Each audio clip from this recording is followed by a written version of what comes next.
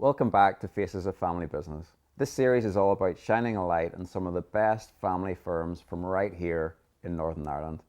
Now, as we know, in our wee part of the world, we love our welcome, we love our crack, and we love nothing more than our hospitality. We're famous for it. And I'm delighted today that one of our leading family business in the hospitality sector is joining us, and that's the McKeever family. And you're all very, very welcome.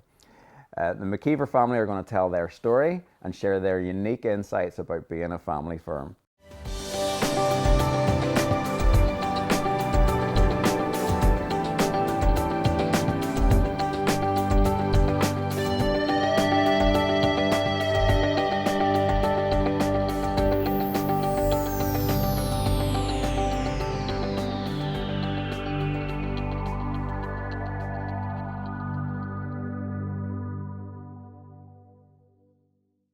Now, you've got such a great business history. Eugene, you began working in Cork's Corner when you were 12, if I'm right. That's if right, that's yeah. correct. Working up to head chef and eventually the opportunity to buy the hotel in 1993. What are some of your highlights as you reflect on your family business history? Well, as you said, I started as 12-year-old in course, and then eventually done my McKeever exam, became head chef, which was for 11 years. My ambition was always to have my own business, and in 1986, Catherine and I, we bought the Granite House in Randallstown, which is a 40-seater restaurant, and that really got us on the way to where we are today.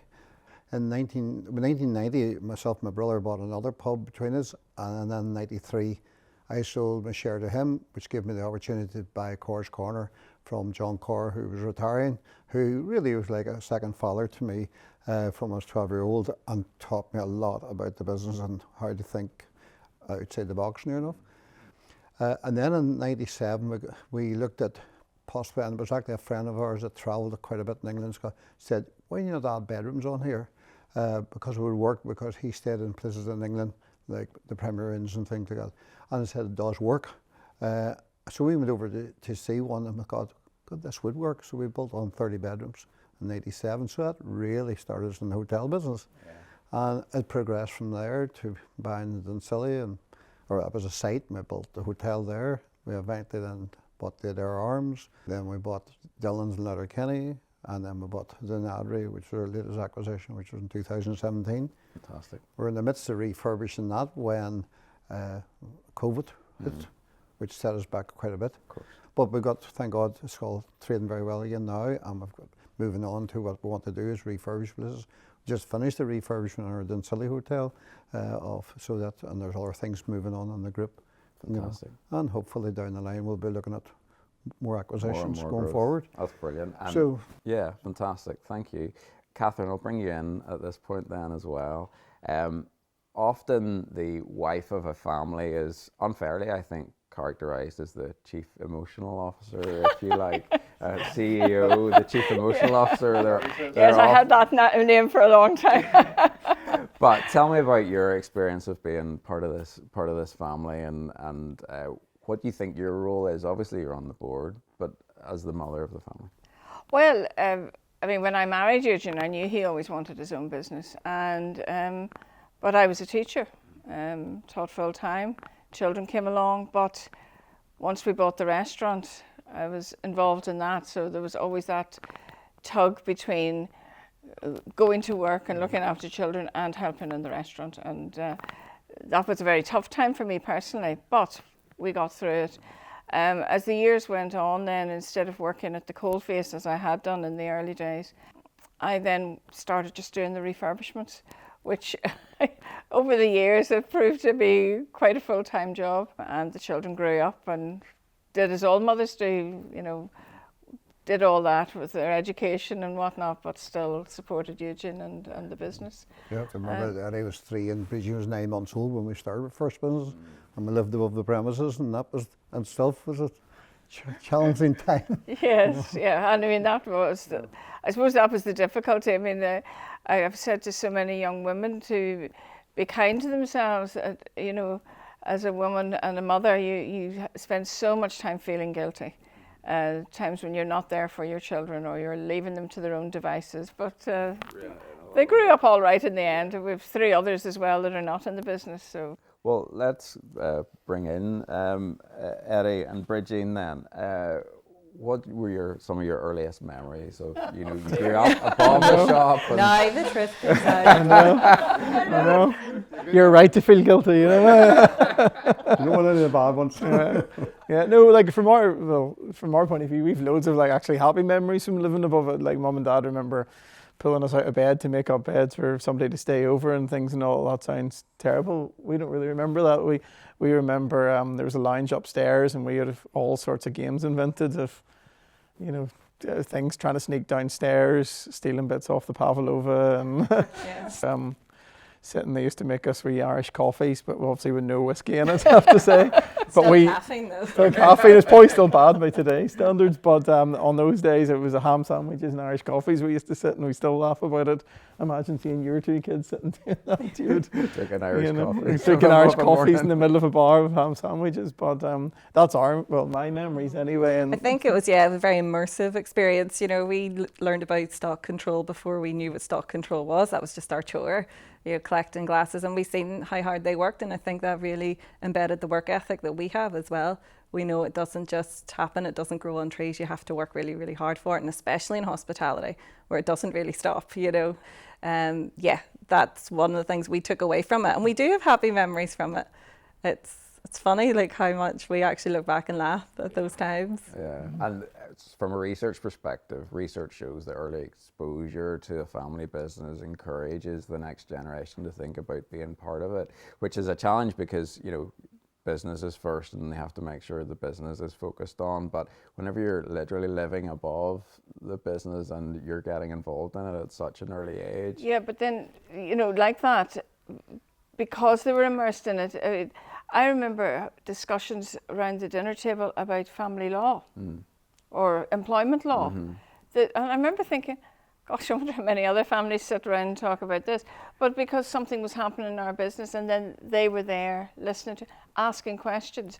So, and I remember Eddie saying, people not being able to carry a tray. He couldn't remember a time when he couldn't carry a tray. Oh yeah. Because it just, Second nature. Yeah. Well, things like the stock rotation still, we would always used to get the Coke bottles and they'd have the wee white marks around them when they came in those old cases, and we used to have to wipe them off with a damp cloth and put them and make sure the label was facing forward. And even now to this day, if I walk into a bar or anything and the labels are all squiggly, it kind of annoys me, And it came from them days, but I don't remember a time that I didn't think that, I mean, obviously you had to work incredibly hard when you're starting a business, and is that just part of being in the hospitality game to begin with? To succeed, you need to graft and graft and graft, or is that just, are you a natural grafter?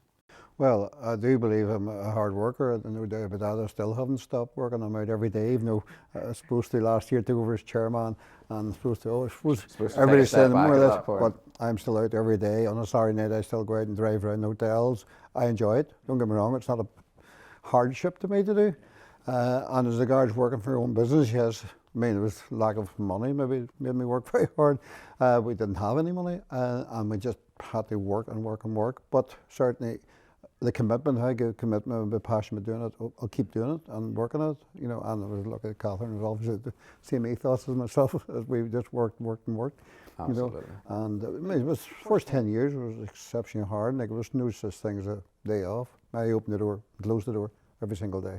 And it got us to where we are today, and you look back on it, unfortunately, I think that's where some businesses fail, in the basis that they work hard, they get to achieve it to a level, and then they want the good life, or their passion just runs out.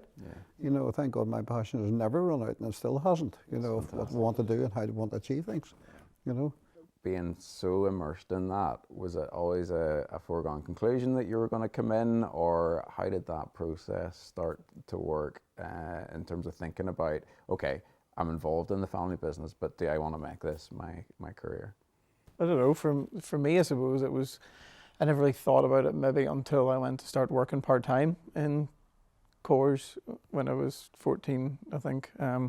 washing glasses and doing that. We did all do game and country fairs and traction engine rallies and did like this and helped out, obviously, around the house when we were younger, but it didn't feel like a job. But this is my first time getting paid to do it, and realised, oh, I can do this as a job. This isn't voluntary all the time for charity, sort of all the time. Sweeties, yeah. No, you could buy So sweeties, but I was like 14, suddenly getting some money and working in it, and then just, I suppose you realise, I felt I was quite good at it, or as good as any of the other, adults and people doing it as running around. So then that's when I started going, no, I quite like this, and I want to continue on.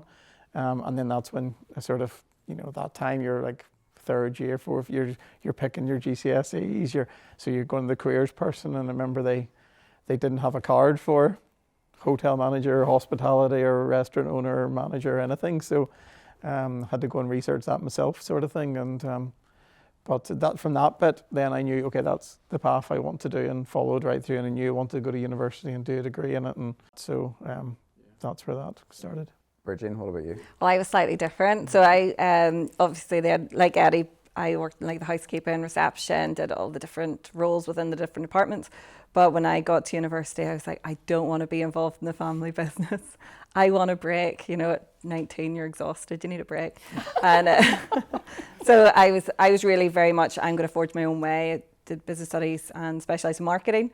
So then when it came to the year out that you do with your university, we were opening Dunsully at that point, and they were saying to me, you're never going to get better experience than opening a hotel from scratch. You're going to go somewhere else and make coffee and, do whatever, but you're never going to get this immersive experience. We had a marketing person opening the hotel for us, who worked for us for over a year.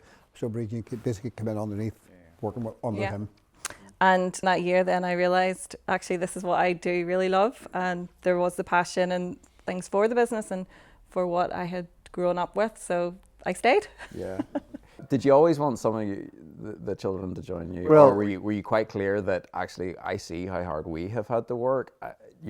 If you really want this, so no, they've got it really easy, right? They've got it easy compared to us. But no, actually, when I started my own business, Catherine made me promise that I would not force any of her children into the business, because it was my passion to get into my own business. And she said, the children may not want that. And it was I just didn't want them to be forced. We knew too many sons who were forced into their father's business. They weren't happy. The business went nowhere, and such a waste of a life, and maybe a waste of talent. So I wanted them to forge their own way. And yes, if they wanted to come back, brilliant, but not have to come back. So anyway, it came then, we were looking at succession. Now, that's a number of years ago when BDO was doing the succession thing, and they asked me, did I want to be one of the 10 people? Now, at that time, we had no indication where we were going with succession. People were there with very clear ideas, and I was sitting there, well, it'll happen someday, but sometime. But through that there, we had a facilitator that came along, and she interviewed all 7 of us. And then collectively, they brought us all together, and we thought, this is going to be interesting to tell what everybody else said. So it came out that really, because I had never mentioned to Eddie about the business, he assumed that I didn't want him in the business. And I sat my hand because I promised something. So you were doing what you were told. I never talked. So this only time. So this basically transpired that, that both of us were not saying anything to each other. So that was good. That opened that door. But then, and then from that, really, you were still doing your managing and all. But it opened the door that eventually the door is open. If you want to come into it, it will be there for you. Yeah, I think from my point of view, it wasn't that I didn't think you didn't want me back in the business. It was more like a timing thing, and what did I want to achieve before then, maybe that. And I was scared of going back in the family business, and then you felt, well, that's it. Like, you can't really get back out of the family business again if it wasn't working out. So you had to be sure that you were going in, because that could lead to awkwardness and stuff as well. So I had my own personal goals, career goals that I wanted to achieve nearly before I felt like, okay, I can come back. And like, again, like a lot of family businesses, and there's a lot of people in the family business, non-family members that have been there for 30 years plus. And so, like, there's Martin Toner, for example, who's been with us since bought Coors Corner. So he's known me since I was that 14-year-old behind the bar, and he was the general manager of the hotel. He's still there, but I'd be coming back in as his boss. So those things can be, awkward, and thankfully they weren't awkward when it came around, but I felt that was because I went off and got the experience, and he knew the experience I'd had, and he respected my position then. But again, I could see how that was definitely a talking point before I came back in. Yeah. I think succession is difficult for all families. When we started down that road, I was very much, they all have to get equal. But through the process, you realise it can't possibly be equal, because the 3 children outside of the business have their own careers and doing very well. These 2, this is their career, this is their job, So all that had to be worked through, and it's quite emotional to work through all of that. And you're also talking about the future and a time when we won't be there. And it's like right in your will. It's almost like, am I tempting fate here? Should we, and I can understand why so many families leave it too long. A craze, going on a craze. As it turned out, by actually facing it and talking about it, it has made things so much easier. And now in business, even with the ones that aren't in the business, we all talk openly about what we're doing, and they're aware of where this business is going. As Eddie said there, any succession is a huge stage, because they have to really, really get it in their head. This is for me. This is what I want to do. And what am I going to do when I come in? That was the thing. Dad was sort of saying, "Look, I'll give you wee bits of this and wee bits of that." But is there a full-time job there? Can the business hold? I think one of the things that came out of succession is, we said about one of the things in our whole succession plan is that we have to look after the business, and the business will look after us. We've kind of always looked at it like that, but thankfully since I've came back, we've been able to grow and. But as I say, you have to bring. I always said the family wouldn't be in the business if they weren't bringing something to the table, and I think that's for all staff now. What's the point of having them if they're not bringing something to the table? But more so for the family point of view, and that was what. Lucky that they've brought a lot to the table. Catherine, you mentioned the emotion that goes along with being a family in business, and obviously particularly whenever you're at the stage of something you've literally built yourselves. This series started because we asked you to be part of the Faces of Family Business campaign, and one of the things we really wanted to do was to just shine a light on the really rich story behind each family in business, and these businesses are at the heartbeat of our economy. What was it like being part of that campaign? Maybe Bridgene, I'll bring you in this, because it was you the one I was in contact with. You were asked to select a series of images that best represented your family business story. Talk to me about that process. Yeah, do you know what? We were really honoured to be asked to be part of it. There's so many great family businesses in Northern Ireland, and to be asked to be one of those that are really highlighted was a really great honour for us. It was phenomenal. The event itself was phenomenal, and then walking around looking at all the other family businesses and their timelines, it made us feel like quite a young company for some of the things that have been achieved by other great ones out there. And was it hard to narrow down the selection of images, or did you immediately have, okay, I know these are the 3 or 4 that are going to represent? Well, there was quite a few images. There's the one of Eugene as the head chef, which is where his career, or as a chef anyway, his career started. And that has been a godsend throughout our business, because he knows the kitchen, he can't pull the wool over his eyes. So that was a very important image, so that was part of it. The image of Eugene and I was when we put on the bedrooms to Course Corner. Again, a real turning point in our business. Up to that, we had just been food and beverage hospitality, and suddenly we had bedrooms. It took us into a completely different stratosphere. So that was major. And then, of course, the third image was of the 4 of us, and that was when Eddie and Bridgene had both come back to the business, and I think that was that Dylan's? It was launched in Denadry. Oh, launched in Denadry. So, and again, for Eugene and I, Denadry was quite an iconic building, because when we had our small restaurant, on our one night off, when we got it, we would go to Denadry and just sit there and relax and enjoy. And so that hotel had a special place in our hearts, and to get the opportunity to buy it was wonderful. And so that image was very important, because there was now 4 of us. Yeah, so that's fantastic. Families, as we know, don't always get on. I think it's fair to say anyone that has a family will know there's conflict at some point. Talk to me about how you manage disagreement in your business, or is it all plain silly? No, we just say yes there and it'll be fine. Everything's fine, you know. So It's not quite like that. No, but because we've always talked, you know, I mean, we certainly don't always agree on everything. But we then talk it out. I mean, I started working in Coors shortly after we were married. And yes, we had rows, you know, chefs and waitresses sort of thing. But we never, ever went home and said, how dare you say that to me? Or why did you know, that never happened. So anything we disagree on, we disagree because it's for the good of the business, it's for the good of the customer. You know, it's to help the staff to give the service. So we get around it by talking about it. And once we come to a decision, that's the decision. It's a family decision, or it's a board decision now.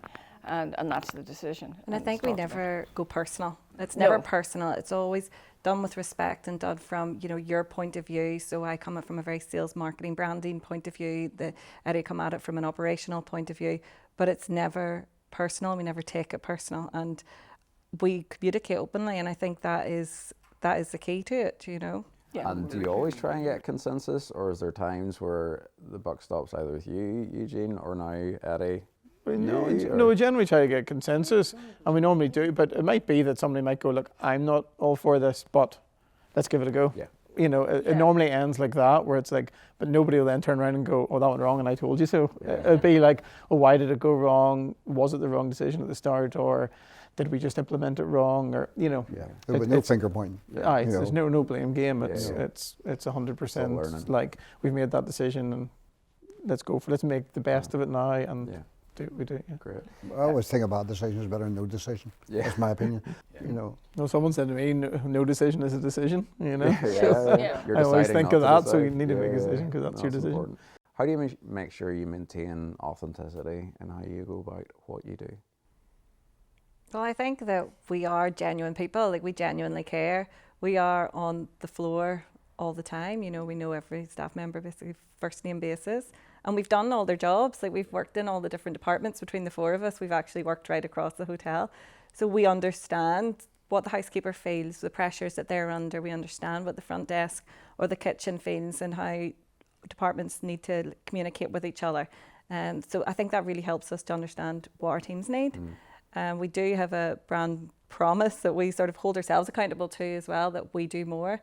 And that's something that we set our bar for, going, is this doing more for our employees, our suppliers, our customers, you know, and we try to ensure that they're doing more too for the guests and things like that. So, and we evidence it. We have free staff meals. We put people through their education, just like John Core did for you, and we've continued to do that. So it's not just us going in a shiny website, this lovely blog about how we value. We actually have those actionable points on the ground, and we actually live by it. Yeah. I think that's it, because even from the very start when Mum and Dad had the places, because I suppose it was our home when people started, it still feels like that everything we do with the staff, it is like our family culture as well. It's the same way as we treat each other, and that's kind of extended into the hotels, and we actually refer to our hotels as almost different family members or relationships between each one, which is quite funny. But I think from my point of view, you know, if I don't do my job properly,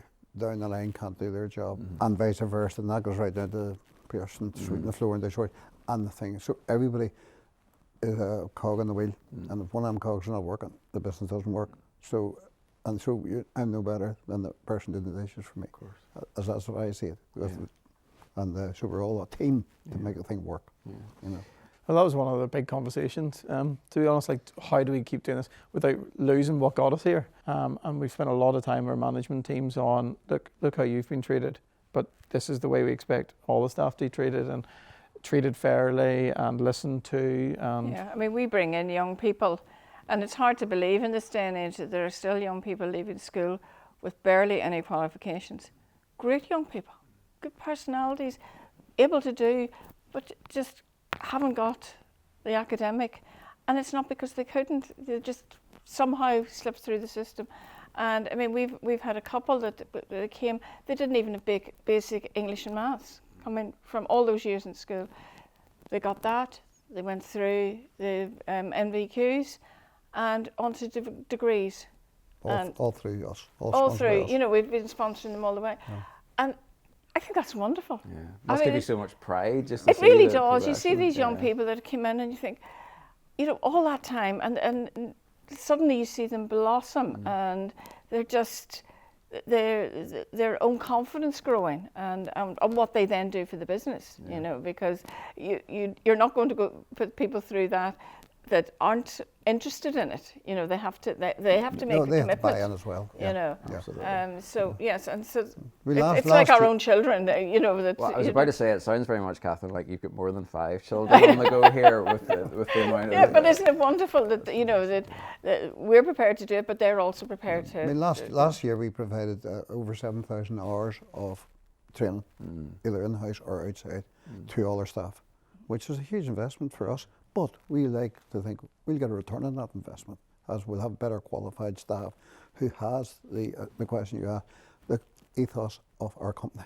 and where we want to be, and to keep it on the ground and to keep it a family business, and people come into it and they feel it's a family business. I mean, that's from a customer point of view. Even coming into it to go, oh, this is nice and homely and friendly, and you know. We've talked about family and employees on that, but just to bring it back to your story, your ethos and your values and how that clearly pervades, just how important is that for customers, suppliers, the wider ecosystem of what you do as well? I'm sure there've been lots that have been with you on that journey as well. Big time. Well, I mean, there's companies that we're still dealing with that Eugene dealt with as a head chef in Courts Corner all those years ago. You know. So we are loyal to companies that are good suppliers, you know. And if we expect people to support us, well, sure, we have to support them. Of course.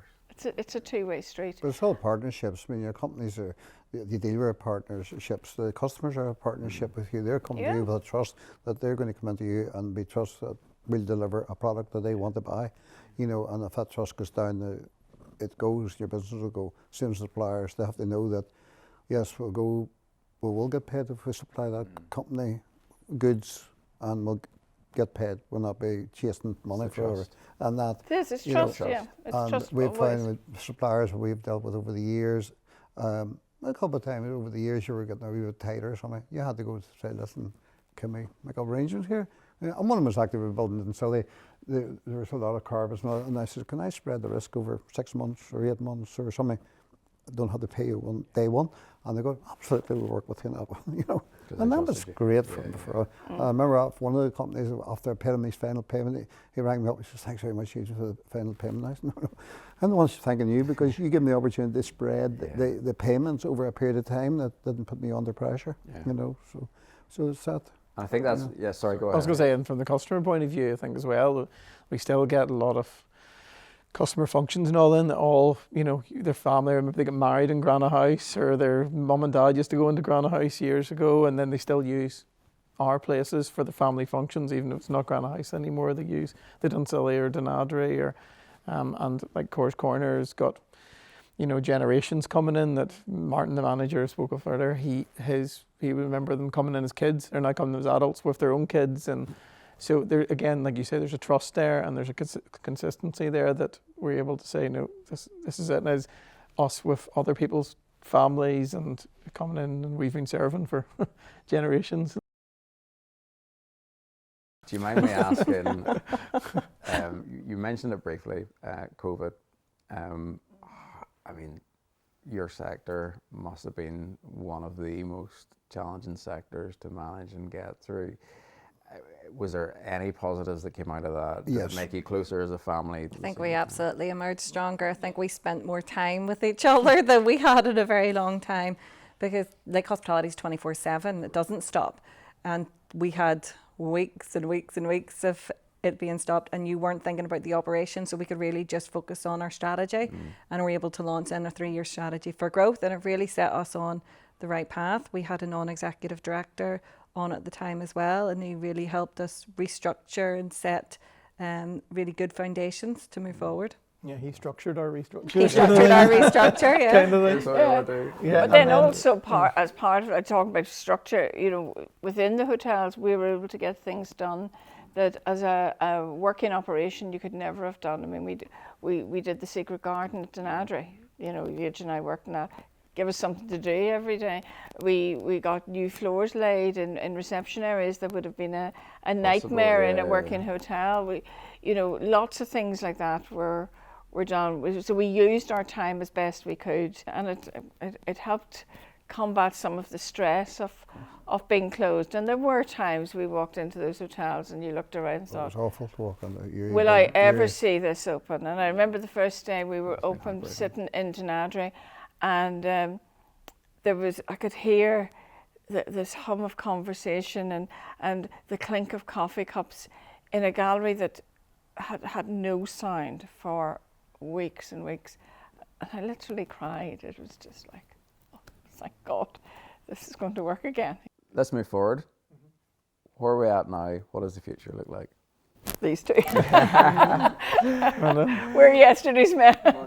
Still important, of course, but where do you guys look forward? With optimism, hope, excitement? Where are you at? Yeah, all of the above, yeah, definitely optimistic. I think that's one of the things that was just quickly going slightly back about a family business is that, especially when you have like the previous generation still in it, is that nearly no matter what comes up, they've seen it before more than likely, or they've heard of it happening before. So like times last year when interest rates spiked, you know, if I was by myself, you'd be going, oh God, back in my day in the 90s, it was far higher than that. Yeah. So it wasn't a big deal all of a sudden. It was 15% plus margins, 17.5% we were paying the bank in 1990. So now it's 5.25%, so like it's perspective. Yeah, so it does, it gives you perspective. It's not bad. And you go, oh, it's not that bad then, so it's not really something to worry about overly. So I think things like that makes family business stronger. But for going forward, you know, we do want to grow, we do want to continue. And the direction of that, I suppose, is what we talk about. Yeah, almost on a weekly basis of just where do we want to go? Do we want more hotels like we've got in the local sort of 3 and 4 star market? Do we want to go to city centre hotels? Do we want to expand anywhere else in Ireland or anywhere else in the UK? And we're constantly having those conversations, even with our banks and anybody else that listen to us about what do you think? What have you seen other people doing? Trying to get advice from other people. But I think at the moment we do want to expand to another property, and we see ourselves as that local community hotel, which is different than a sort of city centre hotel that's just got tourists coming in, which is fine, but it's not the return business largely. Whereas we like being in the middle of the community and supporting that. So I suppose that's the direction that we do want to go down and things, and just see where we can take it. You know, it might not necessarily be more and more numbers. We do think we need another hotel at the minute, but you know, then it's back to going, well, can we expand our operation and through a different service in Nadry, or, you know, adding on more bedrooms or more facilities in Dunsily when there's land around it. So what more, now that we have a local government back, what more could local government do to help support the hospitality sector? Lots. I suppose where Northern Ireland sits is in a very unique situation. You know, we land, we're on the same island as the South, obviously, who have a different VAT rate altogether. But when international agents are selling it, they're selling it basically as one place to visit, and that's quite difficult because we can look quite expensive then. I think the rates rebate that they get across the water that we don't, like that's really difficult, and you're starting to see a lot of restaurants and pubs and things closing that they just can't keep up with the costs. I think as well there's a lot of talk at the moment, obviously, about sustainability and future and renewable energy and things, and everybody expects you to be doing it, and we feel we're doing quite a bit, and but a lot of it will involve capital expenditure, and you kind of say there's a will there and a want to do it, and we have done some of it, but we could be doing it quicker or more efficiently if, again, there was local government got involved with either, you know, there is some grants, but they're normally very limited, time sensitive, or whatever. Or with red tape. I keep coming across, like for example, in Adri, we've got a mill race, an old mill race, and you think there was technology from a couple of 100 years ago that was used that we would love to continue to be using, but there's so much red tape and expense in it that I've approached 3 different companies that all sort of say, well, you're actually going to run into this. And so I think there's definitely a lot of things local government could do to look at planning and help businesses through that process that have a will and a want to improve the local area. Just so make it a little bit easier. Make it a little bit easier in the planning side and the advice side. You know, there's no one person I can go and phone and say, what can I do with this mill race, or what can I do about this for the local area? It kind of falls between stools a lot of the time. So okay, bring it back to the wider view of family businesses and just how important they are in our economy. And we see examples large and small everywhere. And one of our hearts is to try and help support family businesses to share their story and to see them succeed and to thrive and grow, so that we're contributing more employment, more to the private sector economy to allow that to grow.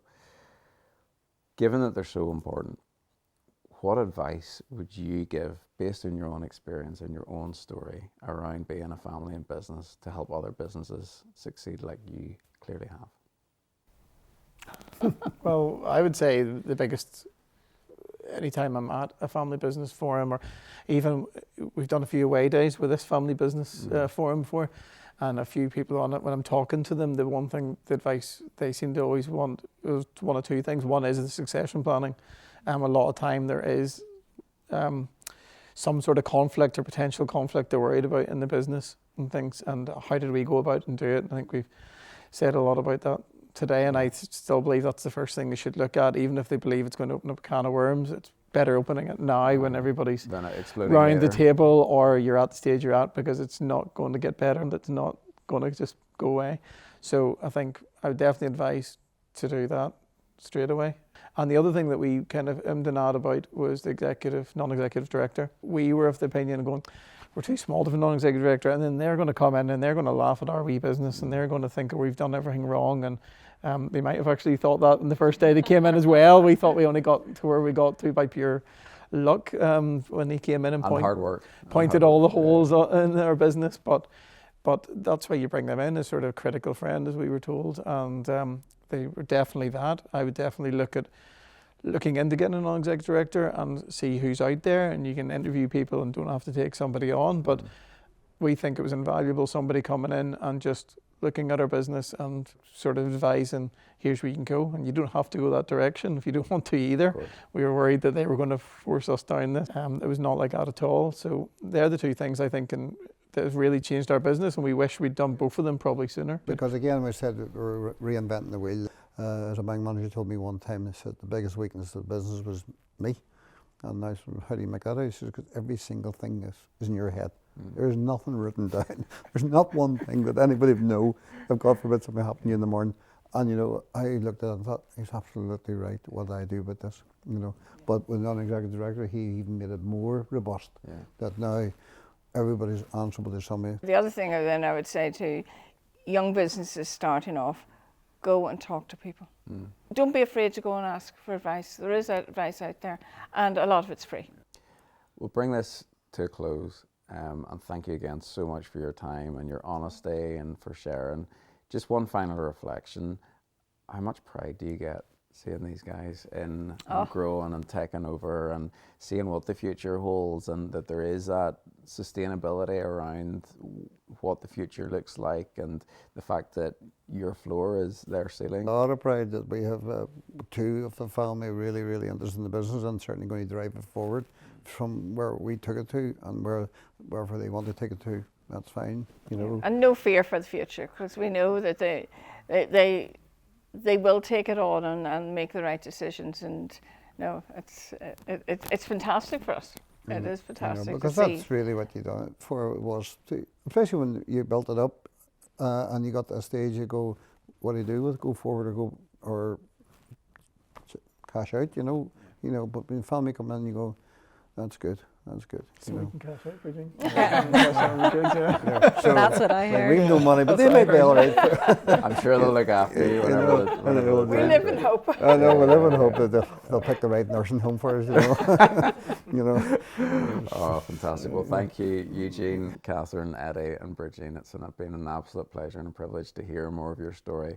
And hopefully, if you've been listening to this or watching this, you'll have learned some things yourself and hopefully gotten some inspiration around the value of hard work and what that means in ensuring that you build a business that is fit for purpose and can last, but one that has values and that has heart and is ready to serve your customers and those that you come in contact with. Thank you.